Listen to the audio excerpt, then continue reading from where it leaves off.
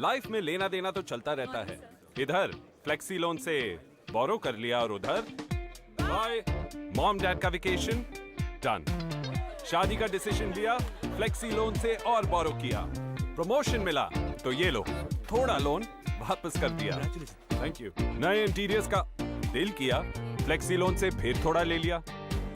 Year and bonus मिला तो इस बार लोन ज्यादा वापस कर दिया। लाइफ में लेना देना चलता रहेगा तो लोन्स में क्यों नहीं। इसीलिए flexi loan from Bajaj Finserv एक ऐसा लोन जो जब चाहे बोरो करे, जैसे चाहे रीपे करे, वो भी चुटकी में। Think it done with Bajaj Finserv.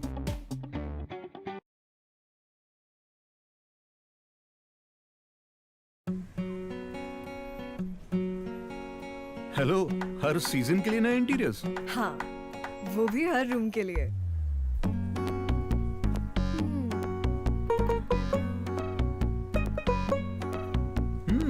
Fridge, smartphone या बड़ा टीवी? तीनों क्यों नहीं? अरे ये तो शॉपिंग लिस्ट में नहीं था। सो, अब शॉपिंग कार्ट में तो है। सॉरी। अच्छा, नए आउटफिट्स की विश लिस्ट। विश क्यों? Just add to cart and buy. तो ये सब EMI पे? और वो भी चुटकी में। On India's fastest growing EMI network. Think it done with Bajaj Finserv.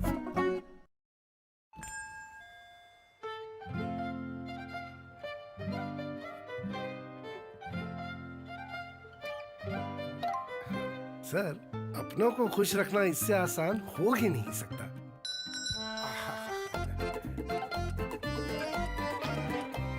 साहब, अपनों को खुश रखना इससे आसान हो ही नहीं सकता।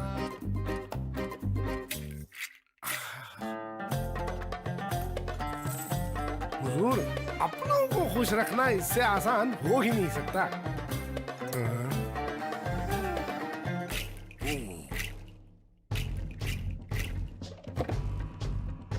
अपनों को खुश रखना इससे आसान। अपनों को खुशियां दिलाना आसान नहीं बनाते तो आगे कैसे बढ़ते। इसीलिए हम जो भी करते हैं उसे बेहतर बनाते आ रहे हैं, बनाते रहेंगे। Bajaj Finserv, think it done.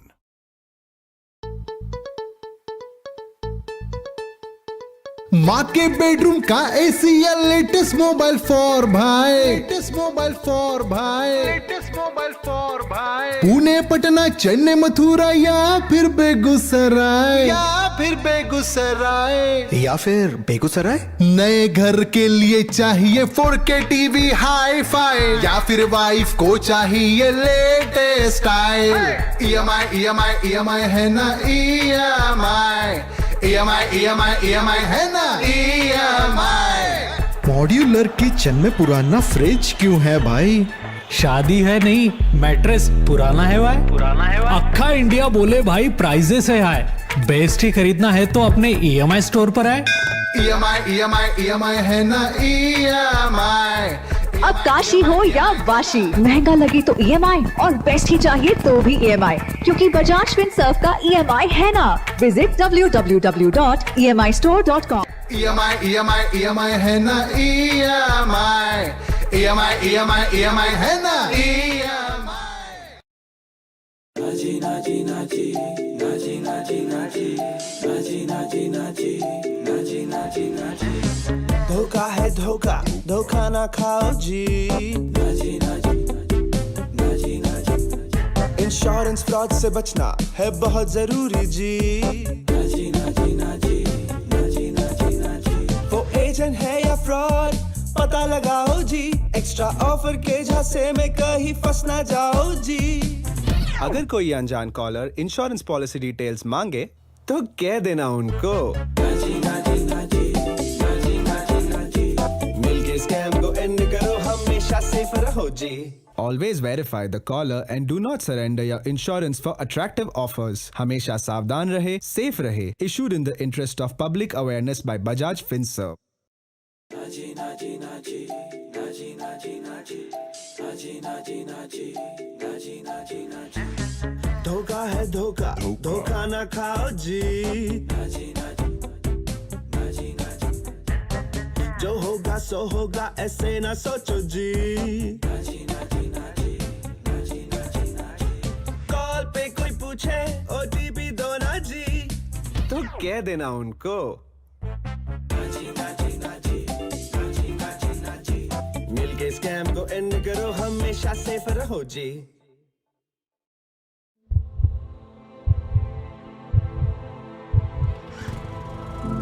Being a hero is all about heart. It's not about ruling the world. It's about owning it. It's not about winning a race. It's about delivering a smile to the human race. It's about a spirit that just cannot be confined by geographies. It's about the heart that beats for the future and a soul that echoes the values of generations.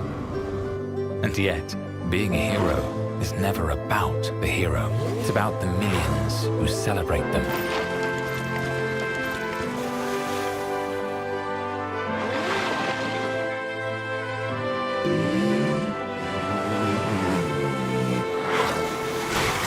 Hero Motorcorp, the motorcycle leader. There's a gush of wind that hums a sweet song. There's a gush of wind that fights like a hero to fill the world with possibility. There's a gush of wind that jumps across oceans and mountains, embracing the entire planet. There's a gush of wind that blows away darkness.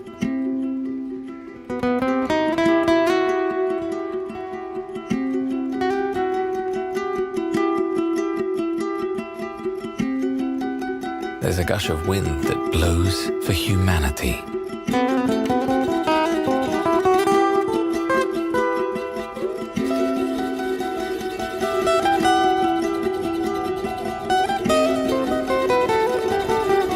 Because at Hero, we care. In 1868, the Tata Group was founded on a philosophy that put the community at the heart of its existence.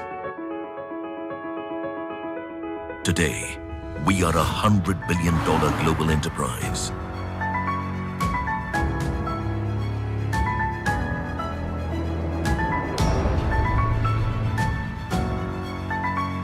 Our today has been built on enduring values.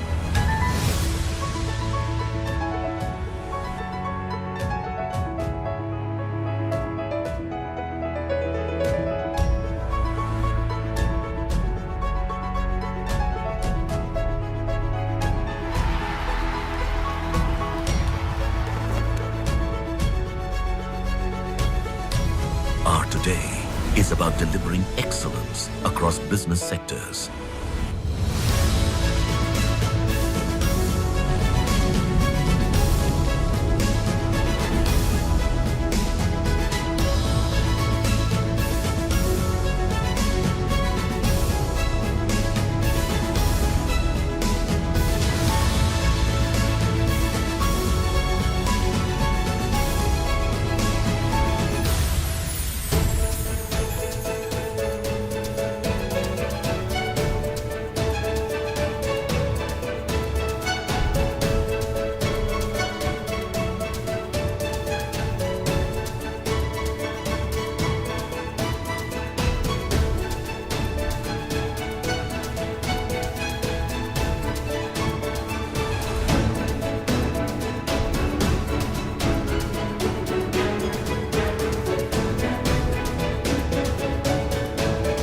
Our today is about building a future-ready nation.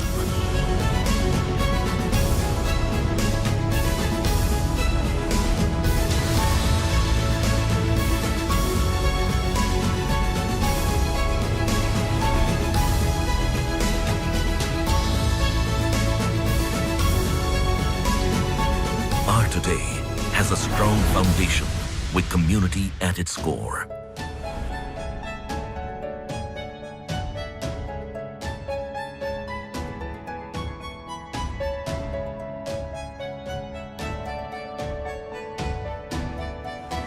Our today is dedicated to the communities we serve.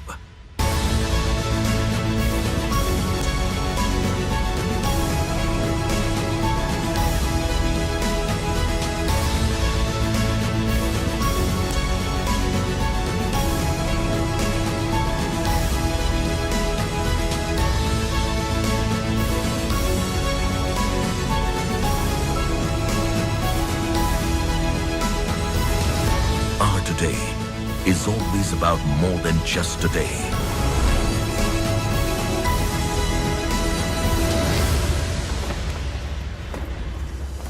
Our today is a continuous journey for a better tomorrow. Tata, leadership with trust.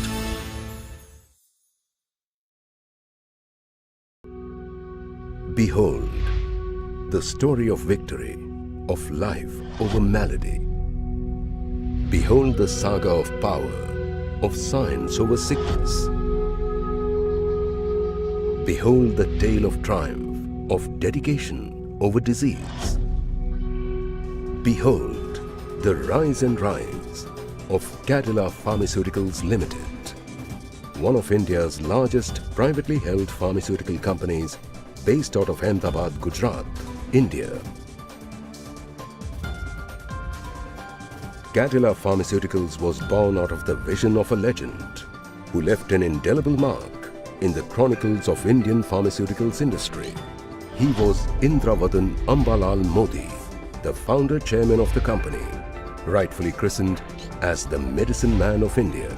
His vision to alleviate pain of the underprivileged through research-driven innovations has been driving Cadila Pharmaceuticals for more than 6 decades now.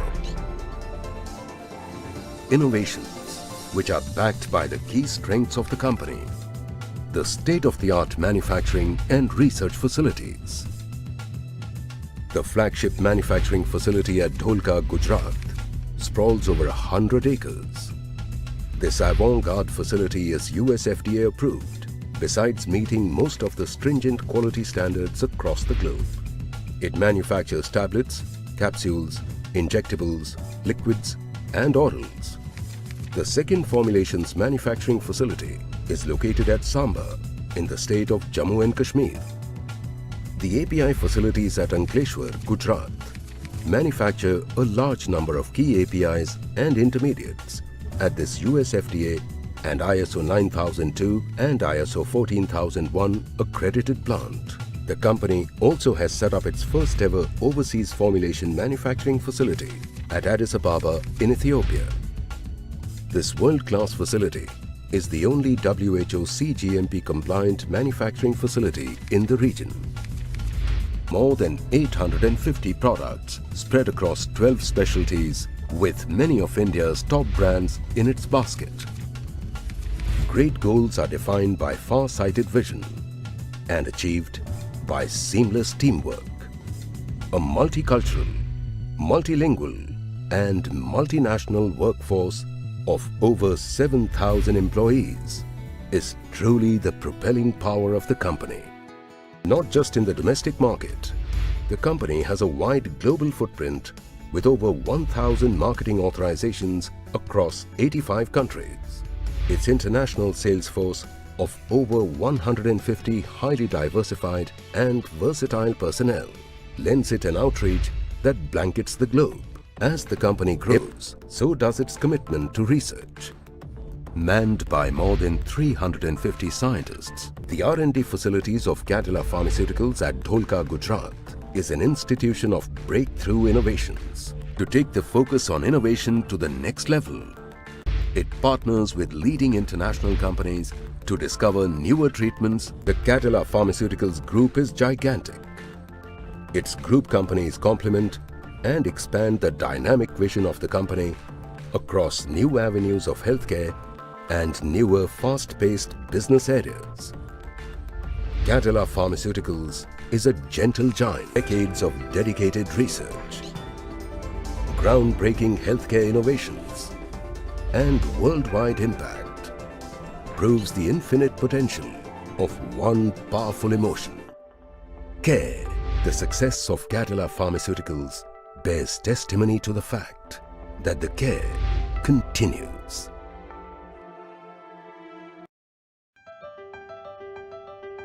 आने वाले कल की दस्तक हमें सुनाई देती है,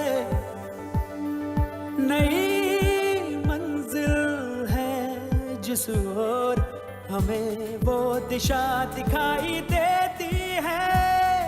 नए India का नया जोश, नए इंडिया का नया जोश, नए जोश से निकल पड़े हम, आने वाला कल होगा हमारा।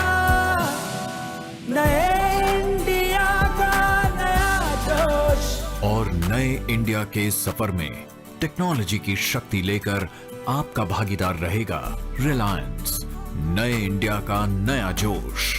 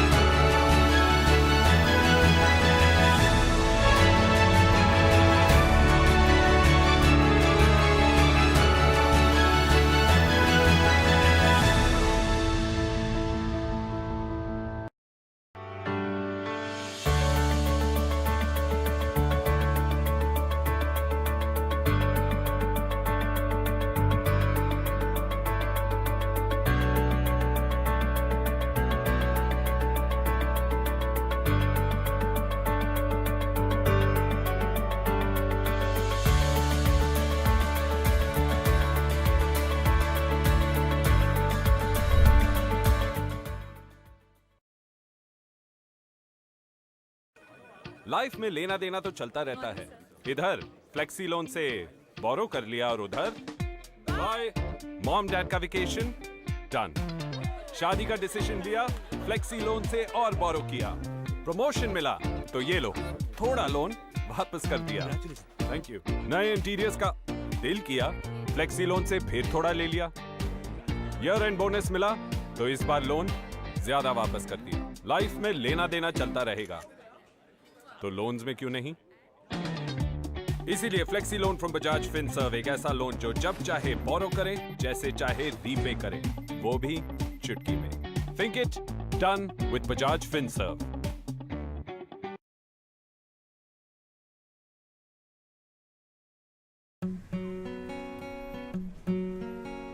हेलो, हर सीजन के लिए नए इंटीरियर्स? हाँ, वो भी हर रूम के लिए।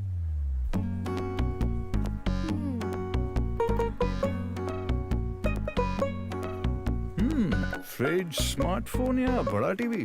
तीनों क्यों नहीं? अरे ये तो शॉपिंग लिस्ट में नहीं था। सो अब शॉपिंग कार्ट में तो है। सॉरी। अच्छा, नए आउटफिट्स की विश लिस्ट। विश क्यों? Just add to cart and buy. तो ये सब EMI पे? और वो भी चुटकी में। On India's fastest growing EMI network. Think it, done with Bajaj Finserv.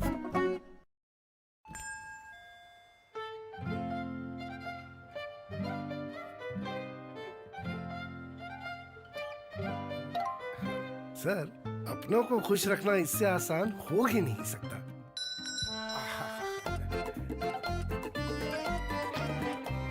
साहब, अपनों को खुश रखना इससे आसान हो ही नहीं सकता।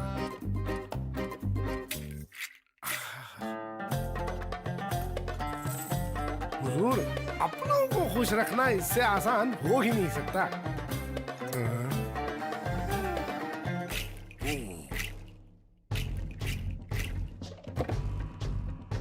अपनों को खुश रखना इससे आसान।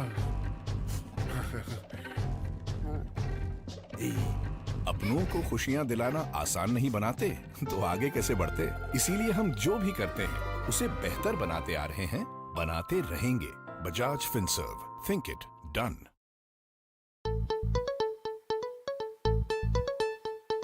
माँ के बेडरूम का एशियन लेटेस्ट मोबाइल फॉर भाई, लेटेस्ट मोबाइल फॉर भाई, लेटेस्ट मोबाइल फॉर भाई। पुणे, पटना, चेन्नई, मथुरा या फिर बेगूसराय, या फिर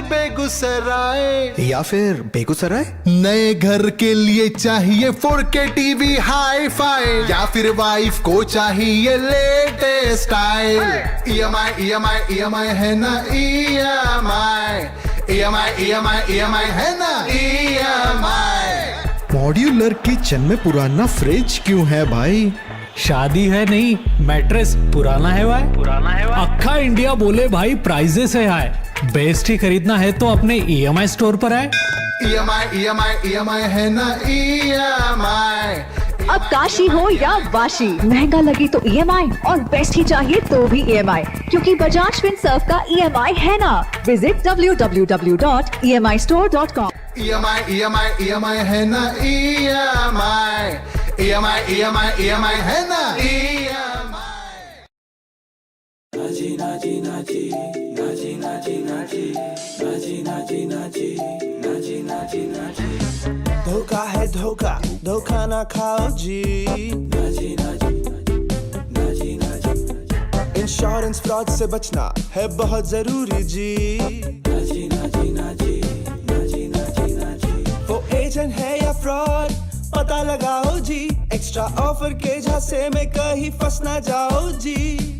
अगर कोई अनजान कॉलर इंश्योरेंस पॉलिसी डिटेल्स मांगे तो कह देना उनको। मिलके स्कैम को एंड करो, हमेशा सेफ रहो जी। Always verify the caller and do not surrender your insurance for attractive offers. हमेशा सावधान रहे, safe रहे. Issued in the interest of public awareness by Bajaj Finserv. नाची नाची नाची नाची नाची नाची नाची नाची नाची नाची नाची नाची। धोखा है धोखा, धोखा ना खाओ जी। नाची नाची नाची नाची। जो होगा सो होगा, ऐसे ना सोचो जी। नाची नाची नाची नाची नाची नाची। कॉल पे कोई पूछे OTP दो ना जी, तो कह देना उनको। नाची नाची नाची नाची नाची नाची। मिलके स्कैम को एंड करो, हमेशा सेफ रहो जी।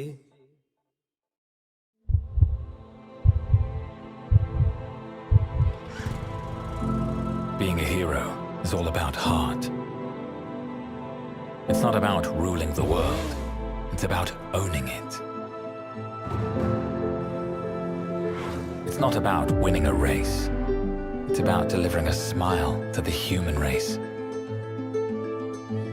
It's about a spirit that just cannot be confined by geographies. It's about the heart that beats for the future and a soul that echoes the values of generations. And yet, being a hero is never about the hero. It's about the millions who celebrate them.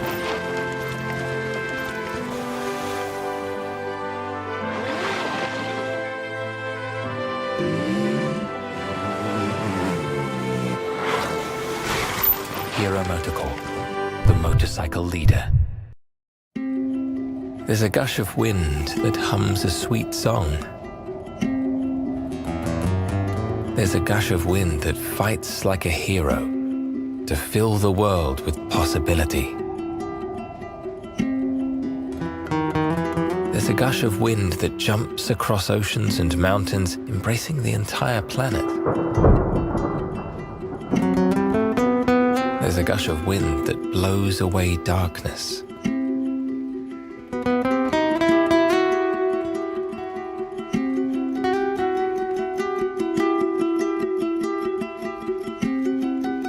There's a gush of wind that blows for humanity.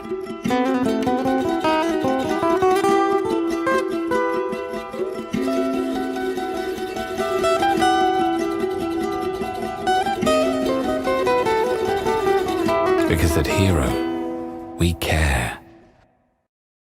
In 1868, the Tata Group was founded on a philosophy that put the community at the heart of its existence. Today, we are $100 billion global enterprise.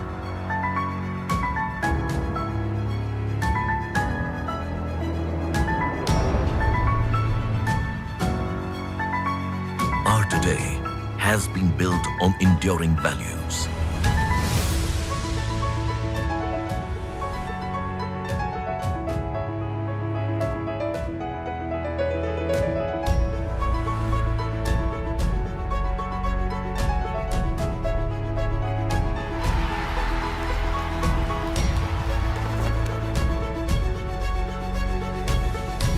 Our today is about delivering excellence across business sectors.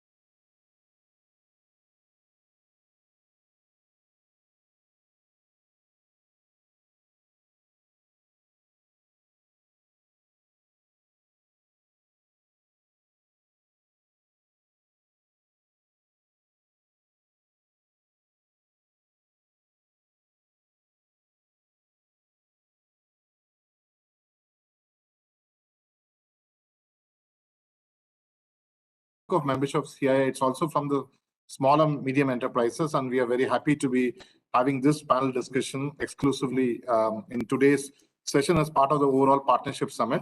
Now I would like to hand over the session to Mr. Ashok Sehgal, who's a co-chairman of the CII Micro, Small and Medium Enterprises Council of CII, and he's also the managing director of Frontier Technologies, to take over and conduct the proceedings. Thank you. Over to you, Mr. Sehgal. Thank you.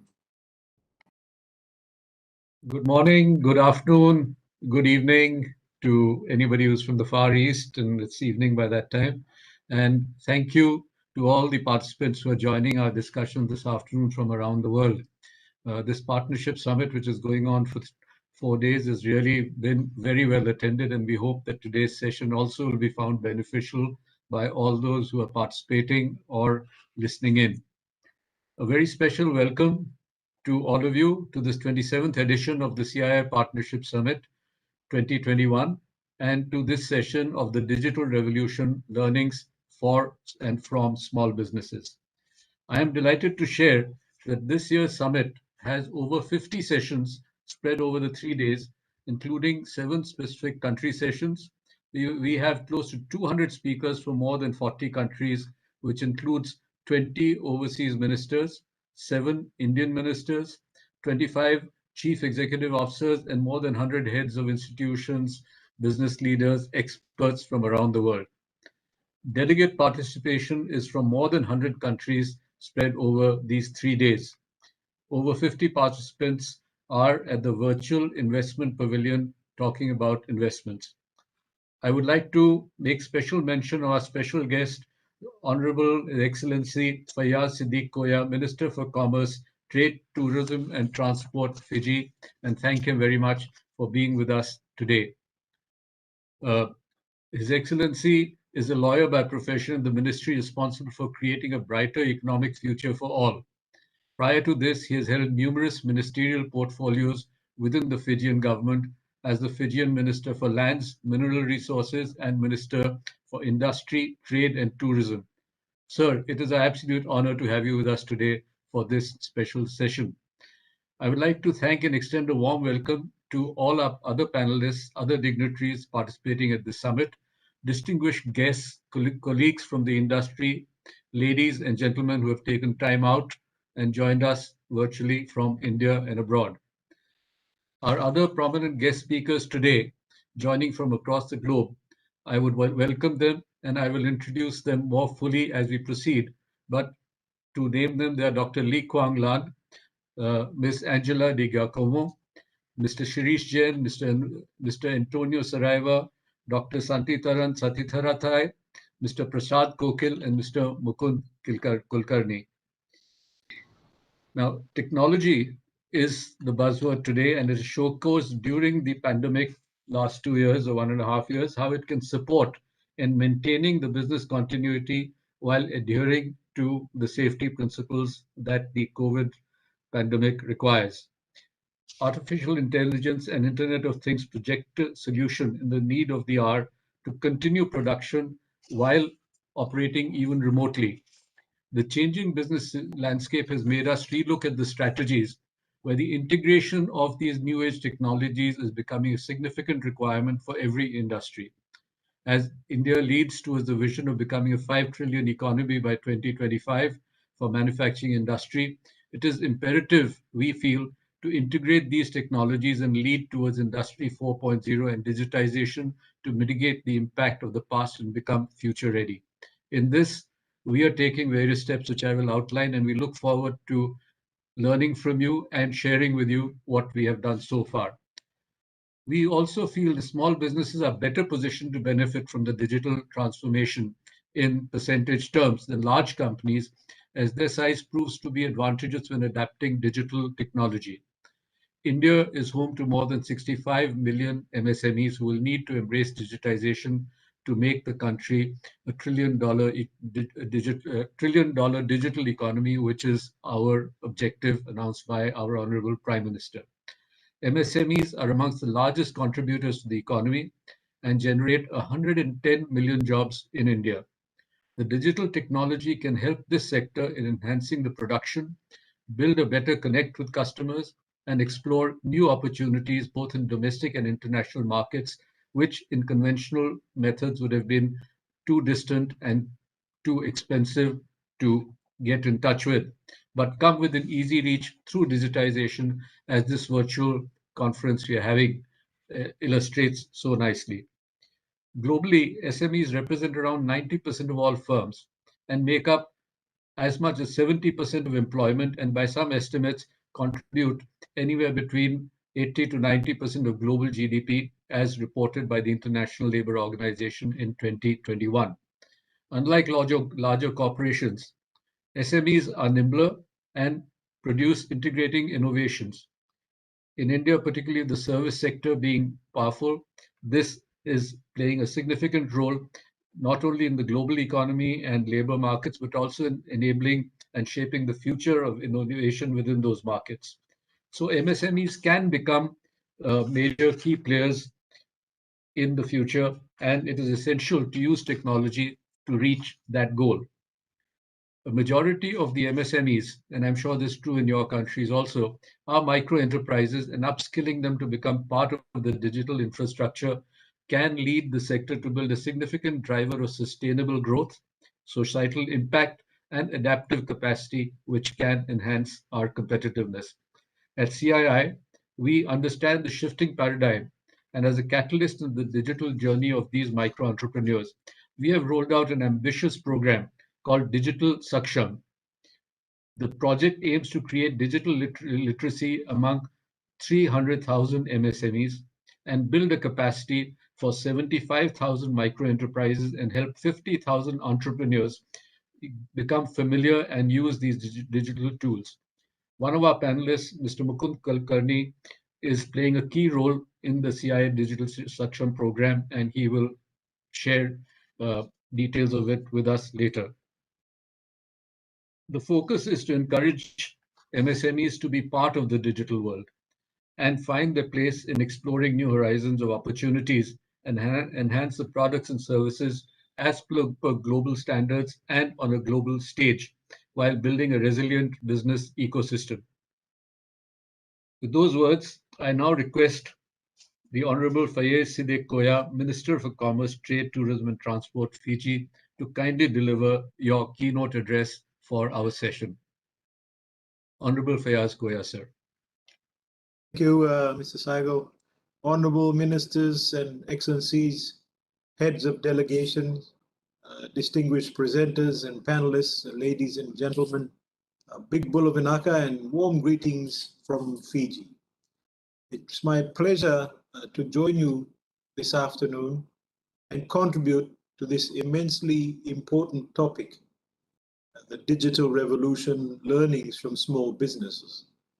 Now, before moving into this very important topic, I wish to congratulate the Indian government and the Confederation of Indian Industry for hosting the annual CII Partnership Summit, which we regularly attended. We were hoping we would be able to do so soon. Organized against the backdrop of the pandemic, this event is a paradigm of walking the talk. That is the reflection of embracing digital technology. The ability of virtual representation and interaction of various delegates from across the world indeed reflects the revolutionization of modern day technology.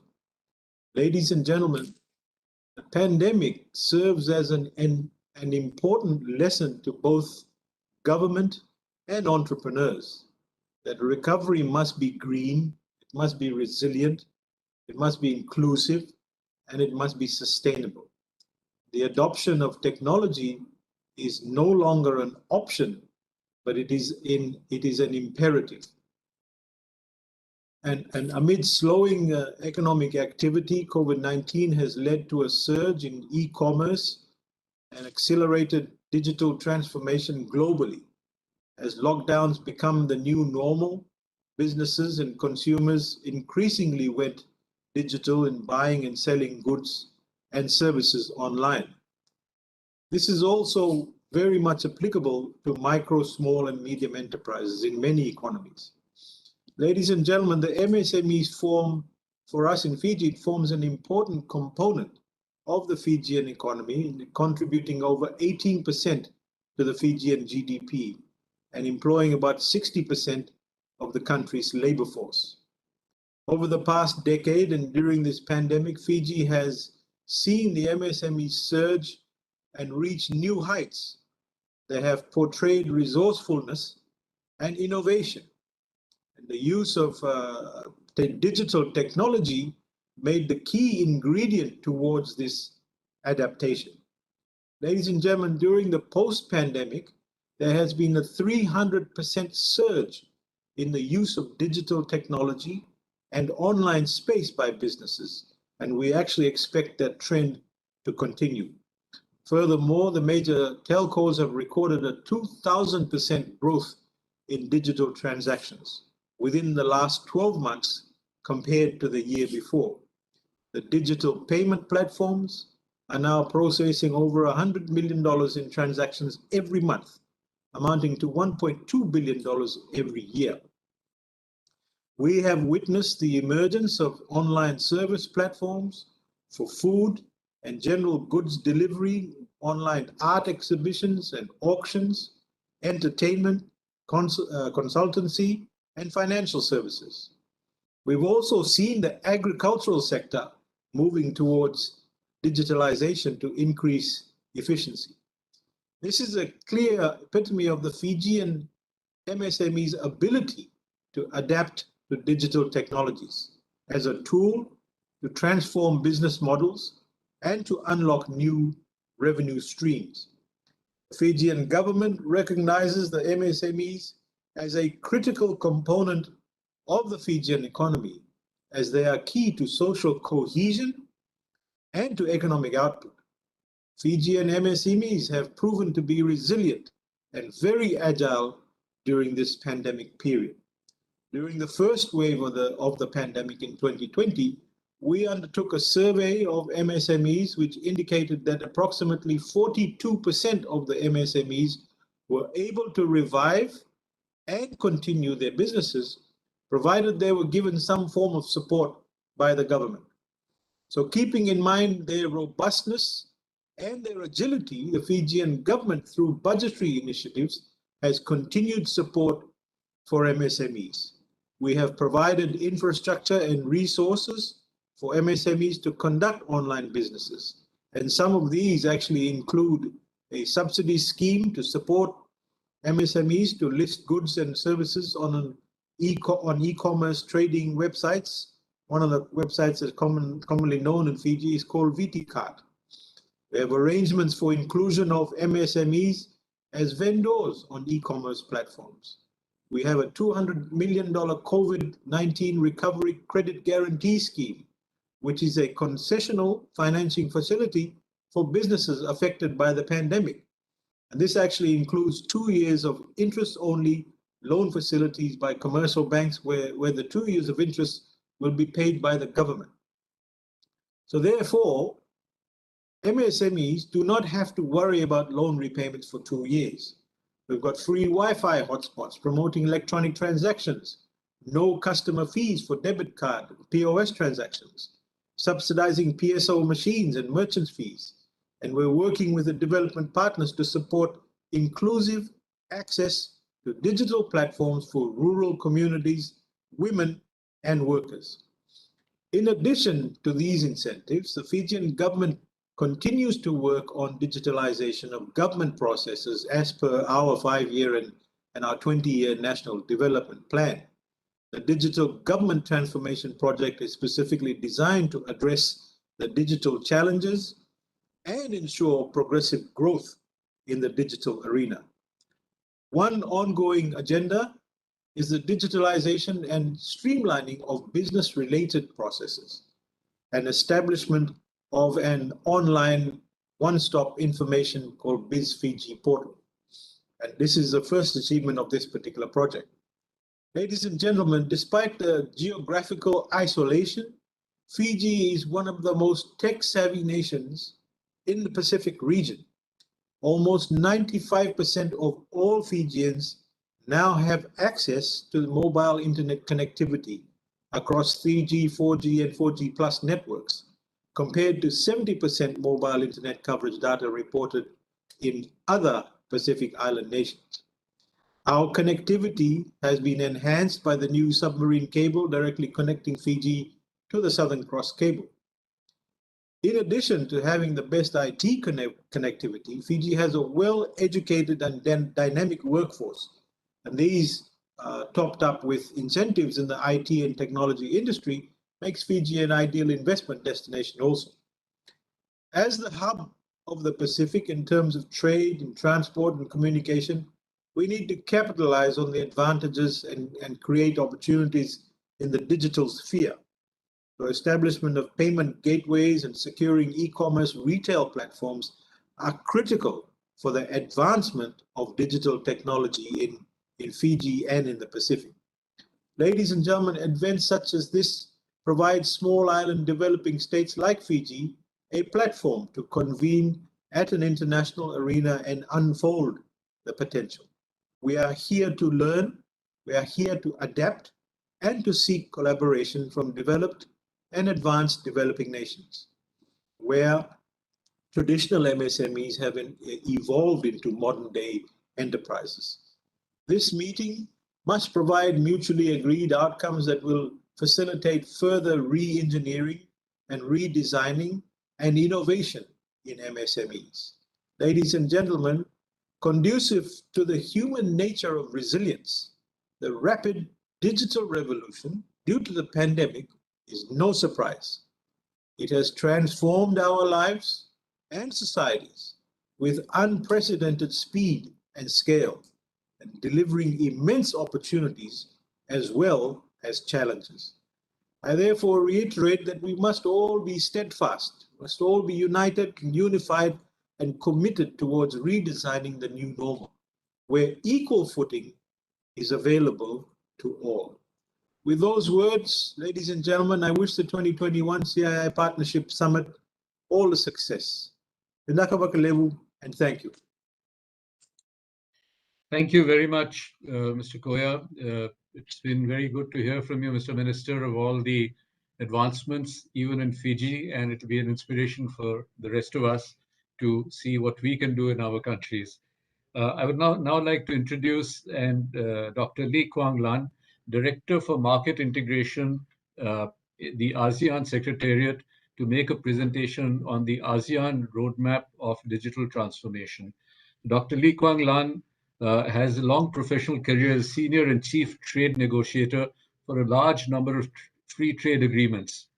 He's been the Deputy Permanent Representative of Vietnam to the WTO and Senior Economic Official Leader of Vietnam in ASEAN. He first joined the ASEAN Secretariat as Assistant Director for Trade Facilitation and later served as Assistant Director for ICT and Tourism, and now he's the Director for Market Integration Directorate of the ASEAN Secretariat. I now request Dr. Lee Kwang Lan to share his experiences with all of us. Over to you, Dr. Lan. Thank you. First, I thank Excellency Koya, Minister of Fiji, and thank the organizer for the opportunity. Thank the Confederation of India Industry for the organizing the Partnership Summit. I'm happy to be here. So please allow me to share my screen so that I can have the opportunity to bring on the screen my presentation.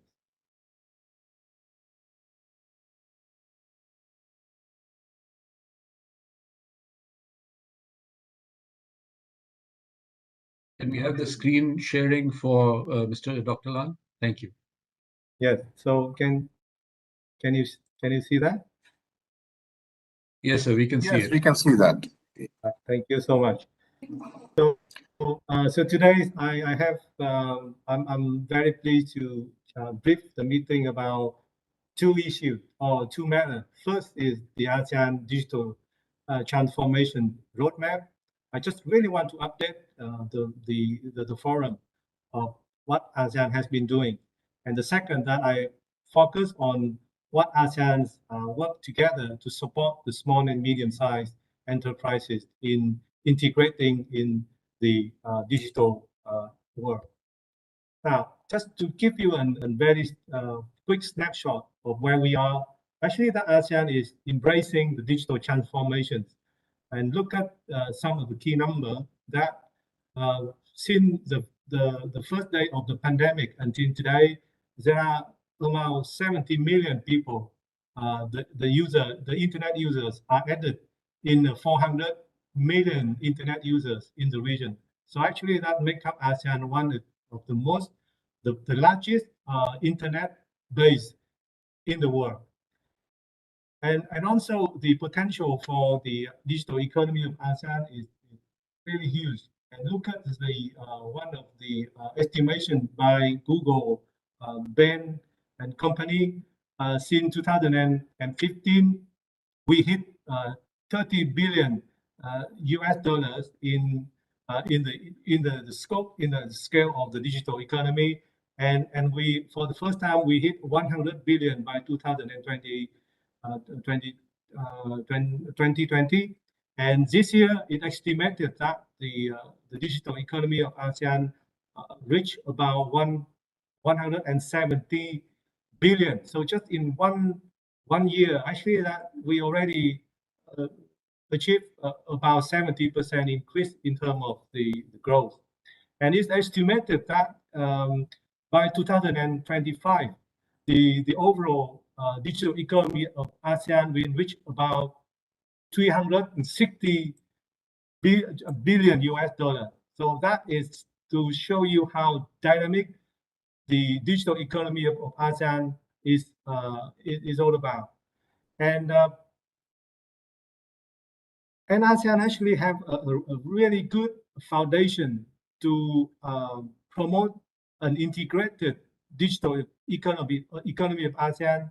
And look at a few of the numbers that show you that ASEAN is now the 5th largest economy in the world and the 3rd in Asia, with a combined GDP of more than 3 trillion US dollar in 2020.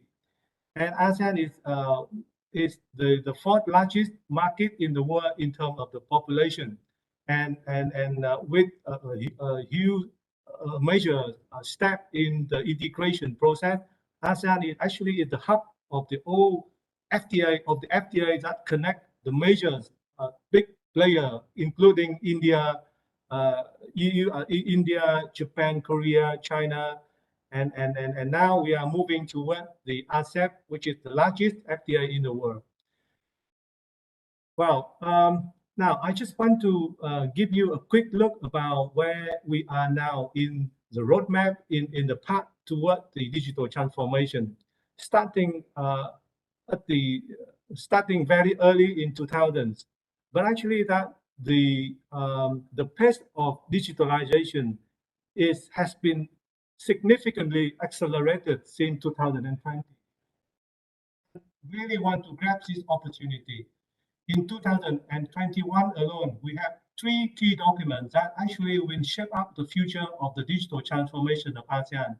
The first one is the ASEAN Digital Master Plan 2025, actually focused on the promoting the ASEAN in the infrastructure connectivity in the digital area. The work plan on the implementation of the e-commerce agreement, which provide intensive activity, trying to bring up the coherence of the regulatory regime within ASEAN. And the most important document is the Bandar Seri Begawan Roadmap that defines the ASEAN digital transformation agenda to accelerate the ASEAN economic recovery and to realize the digital economy of ASEAN by 2025. Here is the component identified for the digital economy of ASEAN. And just to give you a very quick look at e-commerce, digital infrastructure, connectivity, cybersecurity, data inclusion, and digital skill, data governance, and trade facilitation. They are all integrated in a one BSPR roadmap to ensure that ASEAN can deliver timely the goal toward the establishment of the digital economy. Now, the digital economy of ASEAN is not just simply a product from the economic pillar, but actually that it also covers a number of ongoing initiatives that ASEAN is now undertaking. The e-government strategy, the 4th AR, the 4th Industrial Revolution strategy, and the master plan on ASEAN connectivity, and so on. That all together they are all together push ASEAN toward the digital transformation. So just to give you some of the architectures of the digital economy of ASEAN, and there are 3 pillars that I have a chance to give you, the 3 documents, which is really the key milestone of ASEAN. The work plan on e-commerce, trying to set up a coherent, interoperable regulatory framework for ASEAN. The DFAP, which is the Digital Integration Framework Action Plan, is the coordination platform to help ASEAN to connect all the sector bodies into one goal toward the realization of the digital economy, and the ASEAN Digital Master Plan. But as you know, that ASEAN is not a single or homogeneous market, so that we need to base on the individual endeavor, who try to bring up to enhance the digital connectivity, law and regulation, digital talent. So that is how the structure of ASEAN digital economy is all about. Now, I want to bring you back to some of the key issue that the key challenge that the SME in ASEAN is now dealing with. So just give you an idea that SME of ASEAN comprise of about 90% of the employment. And that is why to ensure the dynamic, the adaptiveness of the small and medium-sized enterprise in the digital transformation is the top priority of ASEAN so far. But currently, we are dealing with a lot of challenge. So only 56% of the SME use or have some basic digital tool, and 34% have some sort of the online transaction, and only 10% of them can be able to use the advanced digital tool. Now, this is not an easy task. So the key challenge of the SME is capability to adopt digital technology, the lack of trust and security on the cyberspace, and the lack of digital skill, and also the lack of enabling and harmonized legal framework and standard within the region. So we are all dealing with challenge at the same time.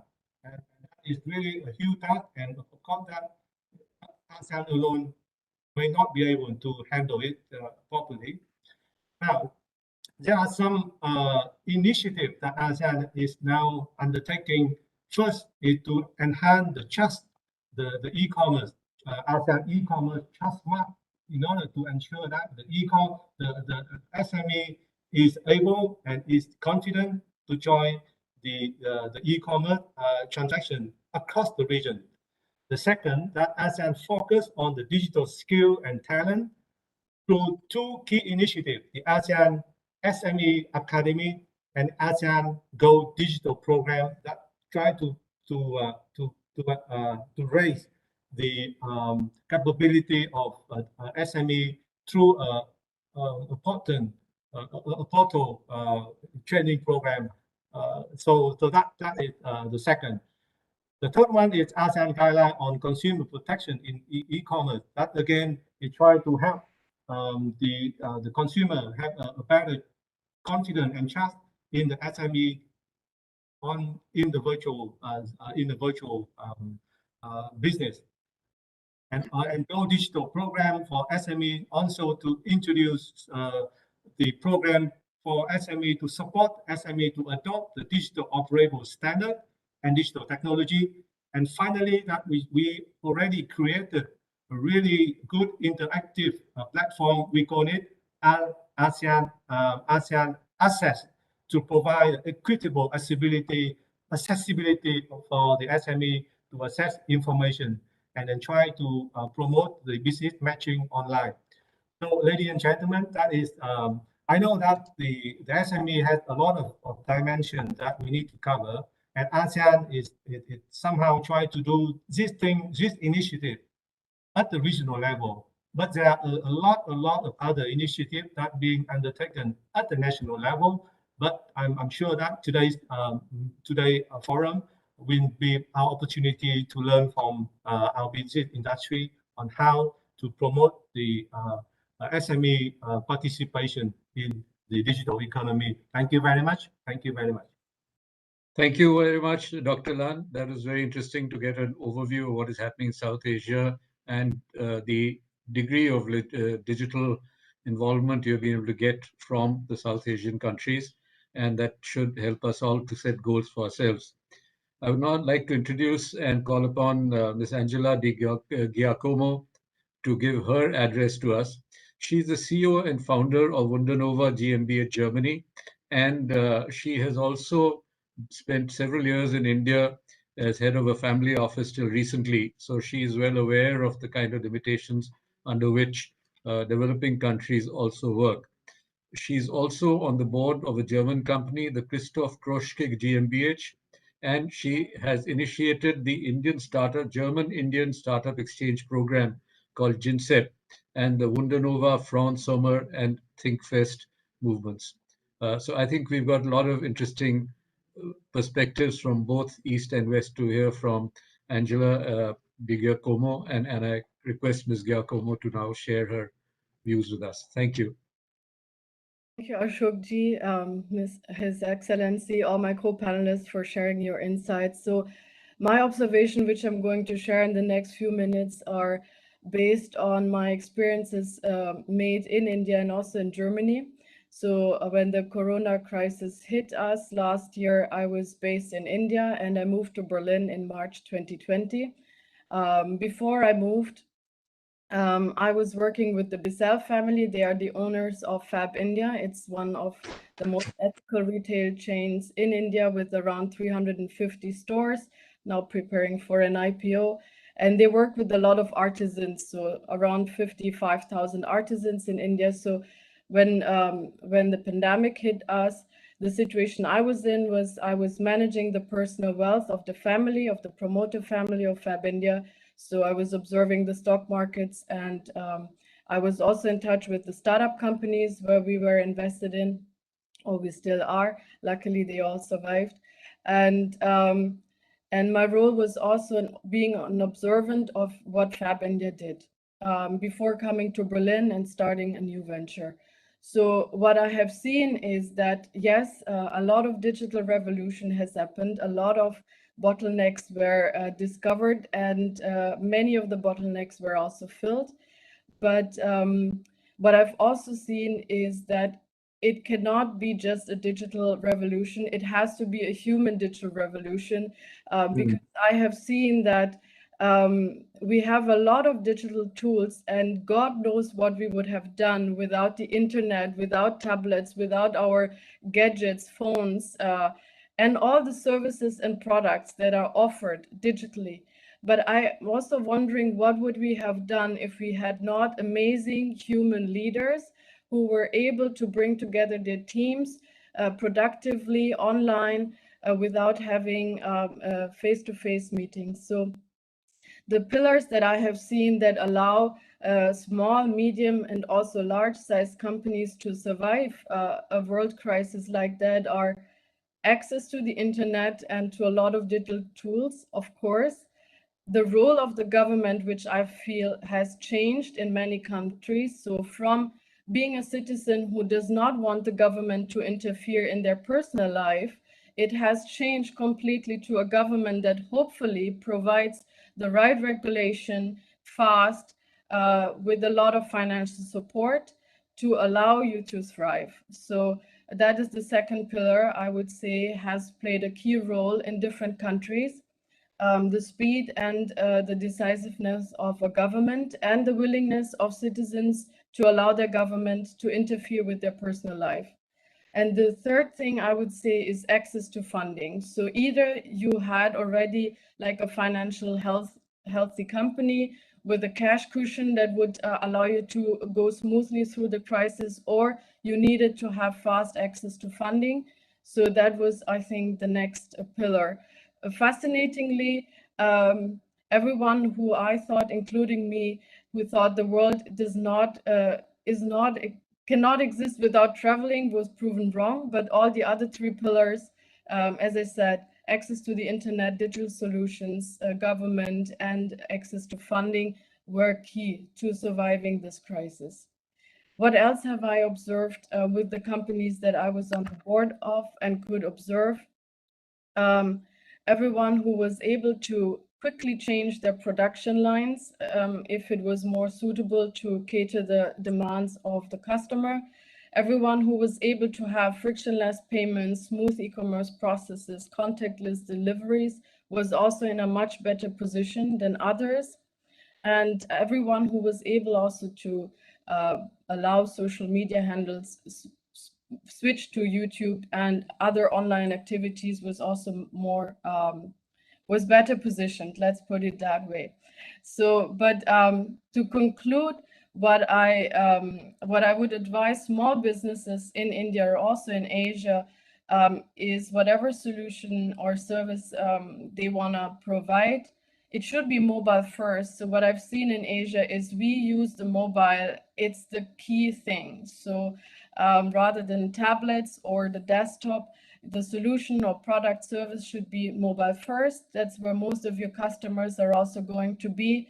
You need to have a strong social media presence and use a lot of digital tools. You don't have to reinvent wheels and have a strong cash cushion.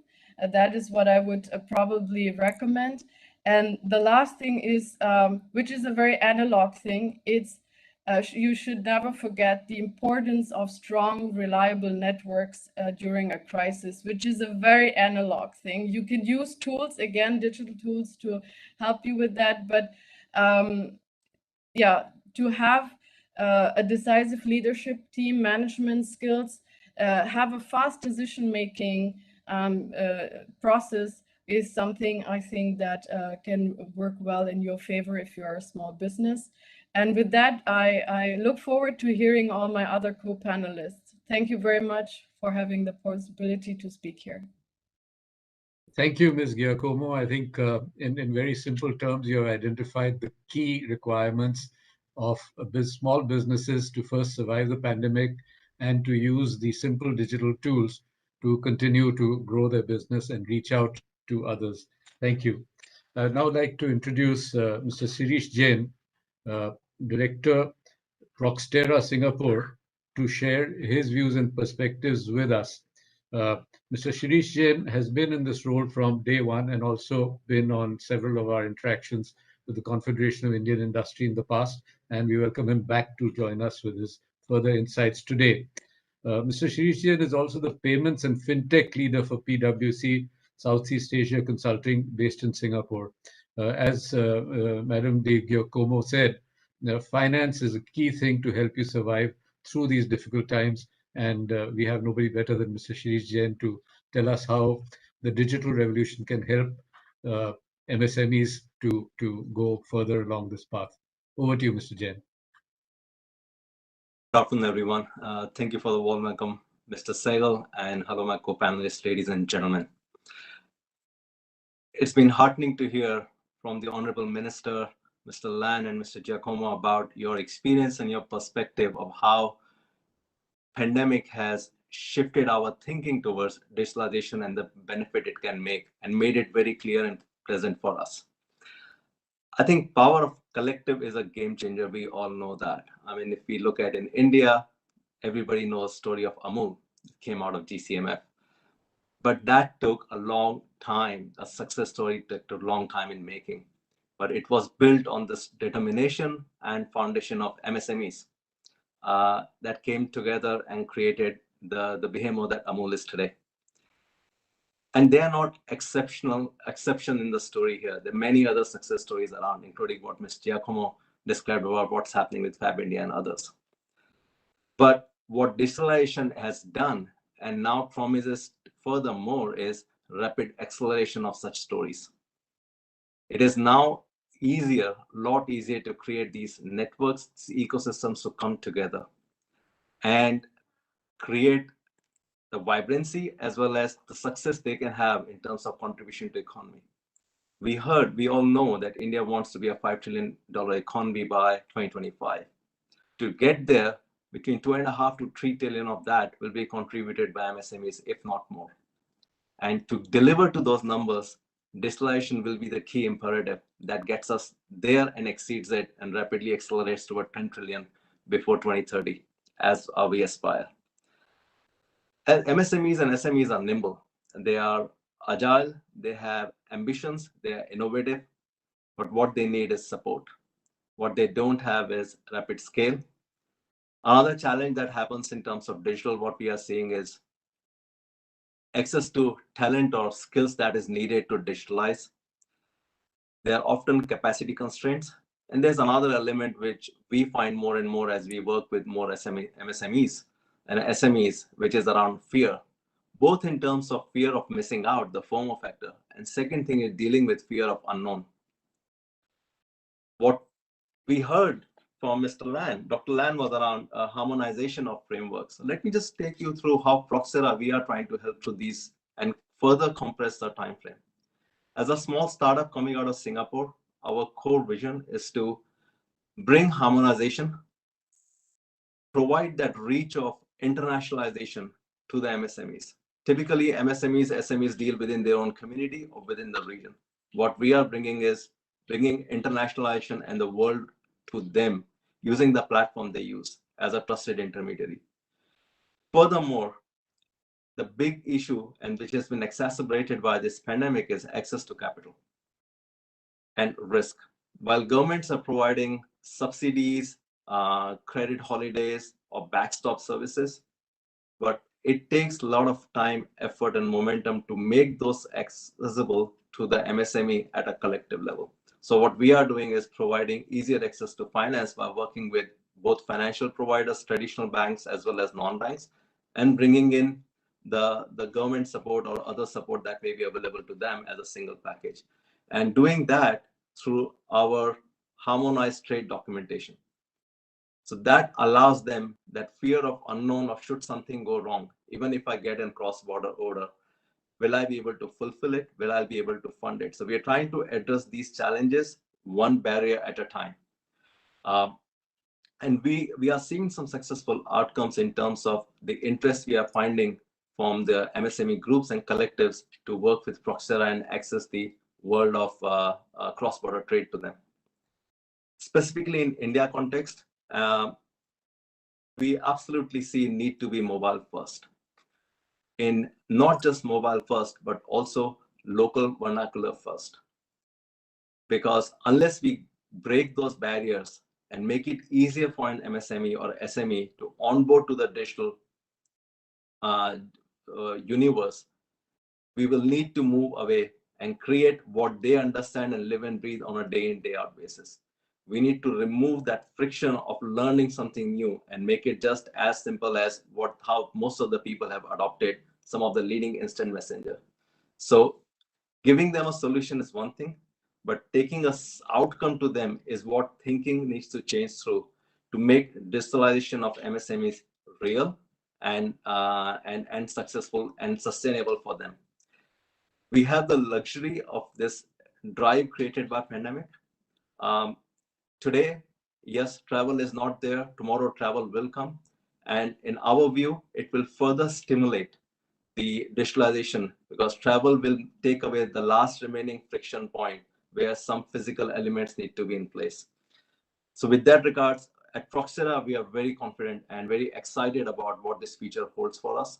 We continue to work with partners as a trusted intermediary that we have become ourselves, working with platforms in India, a number of them, so that they can take the reach to the local MSMEs. Looking forward to hear more from my co-panelists here. Thank you very much for having me. Thank you very much. Thank you very much, Mr. Jain. I think the kind of services which you're providing and encouraging and hand-holding MSMEs to not be afraid of the digital world and yet increase the outreach is exactly what we need.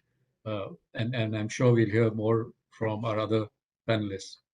I'd now like to move over to Mr. Antonio Saraiva, President of the Confederação Empresarial de Portugal. Mr. Saraiva has been the president of CIP since 2010. He's also vice president of Business Europe, the Confederation of European Companies, which is a leading advocate for business in Europe and represents the major confederations of 35 European countries. Today, he is deemed an expert in corporate diplomacy and associativism, which I take to mean that he brings all the 35 countries together to work together. And is, of course, with his experience, a highly sought-after speaker and business commentator with tremendous experience. I now request Mr. Antonio Saraiva, President Confederação Empresário de Portugal, to please take this discussion forward with your perspective and views on this topic. Mr. Saraiva. Thank you, Mr. Soksaigal. Hello, everyone, and greetings from Portugal. It is a pleasure for me to participate in this panel as President of CIP, the Confederation of Portuguese Business. It is a pleasure for me to share my views on the fundamental role of SMEs for the digital revolution. At CIP, we represent over 150,000 companies, the vast majority of which are SMEs, employing over 1.5 million workers with a total turnover of 71% of the Portuguese GDP. We have a solid network of partners worldwide. This year, we signed a cooperation agreement with the Confederation of India Industry. During the EU-India Business Roundtable that we organized together in parallel to the EU-India Summit on 8 May. Therefore, we are most happy to move forward our cooperation and to participate in CII Partnership Summit. Let me start by telling you a little about Portugal. We are a medium-sized European nation and members of the European Union. We are the fourth safest nation in the world, according to the Global Peace Index, and the Portuguese language is the most spoken language in the Southern Hemisphere, spoken in countries such as Brazil, Angola, and Mozambique, for example. We have a secular historical relationship with India, which dates back to 1498, when the Portuguese navigator Vasco da Gama became the first European to reach India by sea. Our relationship is our 500 years old and is still felt strongly today, reinforced by the fact that our Prime Minister is himself of Indian origin, namely from Goa. We are ranked number 2 as the most open OCDE country for foreign direct investment and number 25 as the best country for business according to Forbes. The digital transformation of the Portuguese economy is among our top national priorities. We are known to be a country which is friendly to entrepreneurs, and although we are proud to have produced 5 unicorns, our national goal is to shift from a startup nation to a digital nation. This, of course, means being supportive and encouraging innovation in all sectors of society. To achieve this goal over the next 5 years, Portugal is allocating nearly 2.5 billion euros of its 69 billion euros post-pandemic recovery plan for digital transformation, specifically in close coordination with the private sector. The Portuguese government is implementing several programs to foster the digital transition of SMEs, such as the creation of digital innovation hubs, testbeds, and 4.0 coaching program focused on micro, small, and medium-sized enterprises. Through its Strategic Council for the Digital Economy, CIP has presented a concrete set of priorities with two goals in mind: contributing to preparing Portuguese SMEs, both its leaders and workers, for the current technological disruptions, and to work with the whole ecosystem, private and public, to generate a friendly environment in the Portuguese economy, so as to take advantage of digital transition opportunities. We have also launched concrete initiatives which I will be happy to share with you later today in our conversation. At the CIP, we believe that the digital transition of the economy is global, irreversible, impacts all societies and economies, and it is a fast-paced process. Therefore, it is crucial that SMEs are properly equipped to address the digitalization challenges. With this vision in mind, CIP have put concrete actions in place to support businesses in the digital revolution. E plus D is the initiative where CIP is the implementing partner of the government program to foster employers' digital skills. This is the most advanced digital training program in the country. In the coming years, the program aims to reach 150,000 employees, but also 50,000 business leaders. Webinar series Business 4.0, our goal is to raise awareness among SMEs about the strategic importance of syncing the digital transition of their business and processes.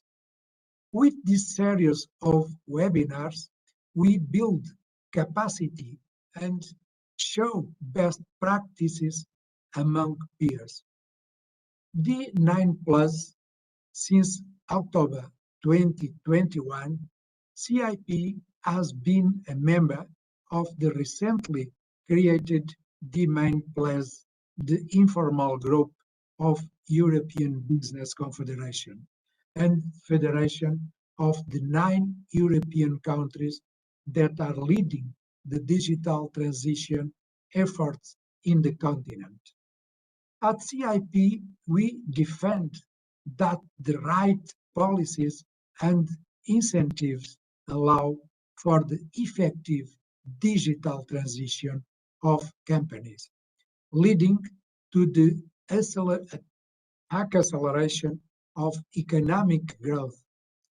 We declare our commitment to be an active voice in the constructive dialogue with the partners so that we can achieve a digital transition alongside and with the companies. Finally, we would like to thank all the participants in this discussion and to let you know that you can count on CIP, the Confederation of Portuguese Business, to support your business in Portugal and Europe. Count on us as a partner for the digital revolution. Thank you very much, my friends. Thank you very much, Mr. Saraiva. Before I go to the next speaker, I would just like to mention that amongst the people who are participating in today's discussion here or in the audience, we have our Director General, Mr. Chandrajit Banerjee. We also have Chairman of the CII MSME Group, Mr. Shrikant Somani, who's also listening in and who is a major supporter and driver of the digital program for SMEs in CII. The next speaker we now have is Dr. Santitharan Sathirathai. Dr. Sathirathai is the chief group economist of SEA Group Singapore, which is in a way the center of South Asian activity and economic activity, and he's at the center of things, so he knows very well what is happening throughout the region. He's also a member of the consumer internet company SEA, a leading global consumer internet company. Their businesses include Shopee, the largest pan-regional e-commerce platform in Southeast Asia, and including Taiwan. Garena, a leading global online games developer, and C-Money, a leading digital payments and financial services provider in Southeast Asia. So with that, he covers many of the financing, marketing, and other interconnections of the internet and digitization can provide to SMEs. I now request Dr. Sathirathai to kindly share with us his experiences and views. Thank you very much, Mrs. Saigal, and thank you, CII, for putting together this wonderful event. Hello, our panelists and audience from home. So as you kindly introduced, we at SEA, we are a leading global consumer internet company, born and bred out of Singapore. And our key missions, which we take very seriously, is to better the lives of consumers and small businesses using technology, which is very much the topic that we're focusing on today in this panel. I want to start by echoing the message from our Minister of Transport, Iswaran, this morning, who was actually speaking at this event as well, mentioning the importance of digital connectivity. And this is especially so for the small businesses because it helps democratize the access to various kind of services, especially during time of COVID and pandemic, where many reach to the markets, goods and services are hard to come by. As a Singaporean company, we've been working closely with Singaporean governments and others in the Southeast Asian region to really help SMEs go through their digital transformation journey. And I kind of want to share three key insights that we have learned, which might be beneficial here. The first and foremost is that the importance of the collaboration between the private sector and the public sector in order to help SME go through their digitalization process.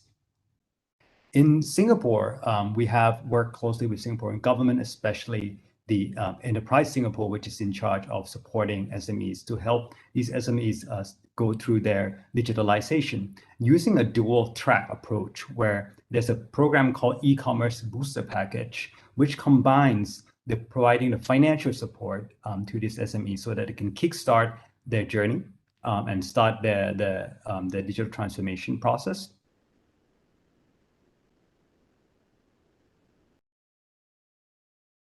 Similar to many panelists has mentioned before. But it doesn't just stop at the financial support. What's also crucial is also to improve the digital literacy and digital skills for the SMEs so that they can actually utilize these digital tools fully.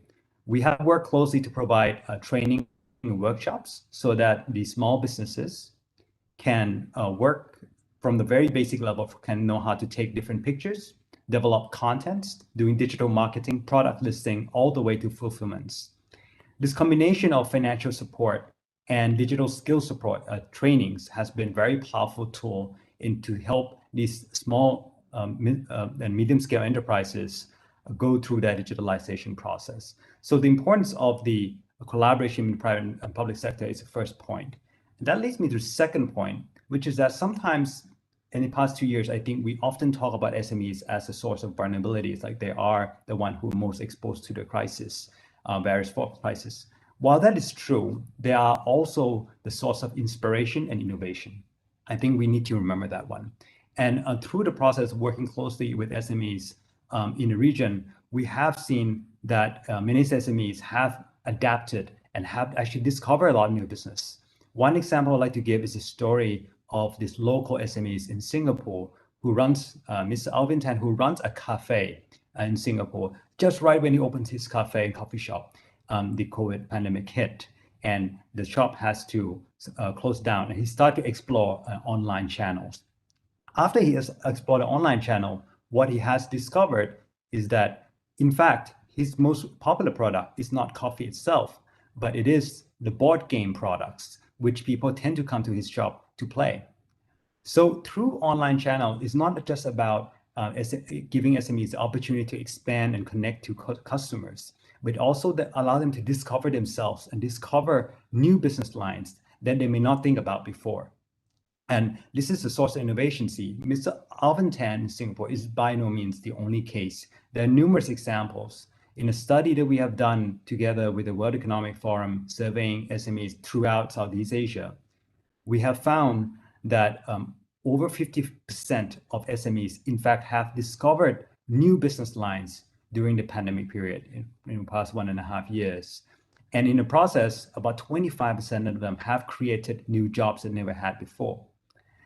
Last but not least, the last insight I want to share with you is there's no one-size-fits-all approach when it comes to supporting and helping SMEs through their journey. Different countries and SMEs have different issues, different problems, and different barriers to digitalization. Even within the same countries, when we talk about SMEs, we typically talk about them as one big group, but there's a huge amount of differentiation and variation. Localization, customization is crucially important. For example, if you're helping a traditional SME who has been established for many years, the barriers may be the digital skills, understanding how to use technology effectively. But there's also a lot of young startups and young entrepreneurs who just started entering the market doing business for the first time during the pandemic. And some of the barriers they face is less about digitalization itself because they already are very digital savvy, but it's about the business knowledge, management knowledge. And so some of the support on skills will be very different. So these are the three key insights I would like to share from our experience working closely with the Singapore government as well as other governments in Southeast Asia supporting SMEs. They are the source of innovation. They require differentiated support, and the public and private partnership is absolutely crucial. Thank you very much. Thank you, Dr. Sathirathai. I think the point you have made about many MSMEs or SMEs and other businesses actually using the pandemic period and digital tools to increase their business is something we have seen to a limited extent with several examples in India. And we hope that that will inspire many other businesses to also adopt digital technology. So that's a very, very important and interesting observation you have shared with us. I would now request Mr. Prasad Kokil, who's Managing Director, Sanjay Technoplast Private Limited, and RYT Systems Private Limited, which is a software company established several years ago and is part of the Sanjay Group. It's had its presence for 24 years in manufacturing with a mission to facilitate clients, boost efficiency, and improve the productivity on the shop floor. So I think as you look at these three targets which he has highlighted, to facilitate clients, boost efficiency, improving productivity on the shop floor, all three of them are areas where digital technology can and has played a very, very key role. So I would like to request Mr. Prasad to kindly share with us, how have you implemented digital sales solutions within your company in these three areas which you have mentioned? Want to listen to you, Mr. Prasad. Yeah, thank you very much, Honorable Dias, Ashokji, and all the listeners from CII Secretariat as well as CII office bearers. I come from a MSME background. 24 years back, started a small company, and now it's a group of companies. Particularly, I'm from manufacturing background, and that too auto part manufacturing, where the life is full of audits, systems, asking for something, searching for something, tracing for something. That's a routine life for any manufacturing facility. So many production reports, analysis of these reports for productivity. A lot of MIS goes as a postmortem, and so many management review meetings we have to face or we have to take. All these are actually nightmares when it comes to not having access to digital. We always say Industry 4.0 or digitization 4.0. I don't know about the generations 1, 2, 3, 4, though I know. I always correlate it with it's a 4 generation or 4 pillars. What are they? Man, machine, managers, and management. These are the 4 important pillars of any manufacturing facility and how they go hand in hand. How the real challenges are important as far as going digitized and how a management can dream for a digitization and how all these 4 points I mentioned as man, machine, managers, and management can align with this dream so that it can become a real dream as digital factories, future factories, and so on. Myself and my team started the journey of experiencing this digitization by a real hate about a repetitive job like production report writing. All the time, production reports are being written on a paper, collected by a person, entered into the system, and then analysis on it the next day. I always feel that yeah, I am doing a work today for yesterday. So am I doing it for yesterday? Then I should not do it because I want what is happening real time in my company. And then I need to ask to my production manager, who will in turn ask to the production person and the operator, then the machine. So I started thinking why all these cannot be connected and how human intervention can be eliminated and taking data of these production without asking, without searching, without entering, you should get. So I started doing that in my company. I started analyzing those data automatically with the data analytics, report ready. So reports making the formats and everything. By this way, actually we were empowering our shop floor because operators were not supposed to write a report now. Manager or a supervisor need not sign on it and give it to the senior managers or a general manager who in turn give reports to a management. Everything has happened on its own. So my mobile is accessible with all of my plants and that too all of my machines. So I as a managing director of the company can talk to one of my machine, what that machine is doing, what is its production capacity, what is its OEE, what the downtime it is facing, what the challenges of quality it is facing. And that's how I am as a managing director is connected to the machine without asking, without searching. And that's a great empowerment for me that I can connect with my machine, which is my bread and butter. So that way I was so happy to have that. This has become a transparent manufacturing management. I always call it as or remote integrated manufacturing. This system has been connecting to machine and there is lack of any intervention from anyone. And that's how the transparency played a critical role and a HR angle came in picture. Why this? As this machine is talking to me, I'm sure all the in between shop floor, as a supervisor, management, managers are in a fear of unknown.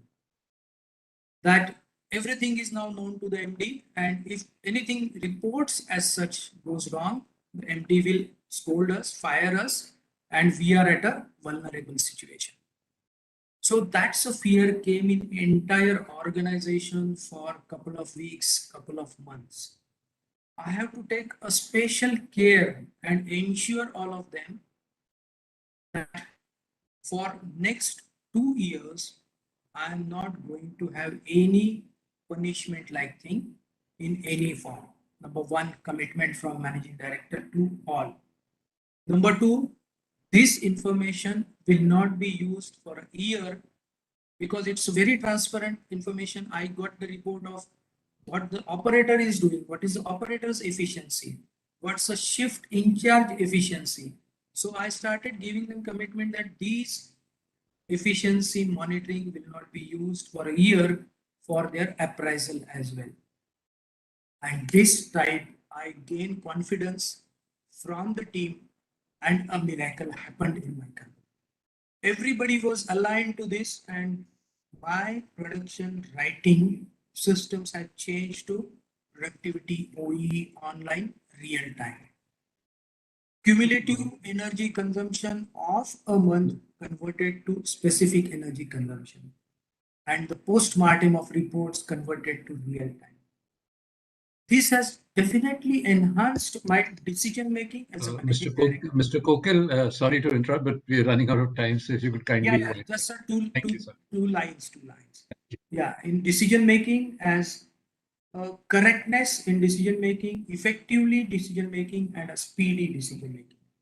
So after harvesting all these benefits for my company, I started giving it to my friends, and now we have a vertical of this business as Right Now Systems Private Limited, and we are taking a very good effort so that we can have a cluster of the SMEs around our city and can take this solution to them so that they will be empowered with what efforts we have done and it can pass on to many SMEs.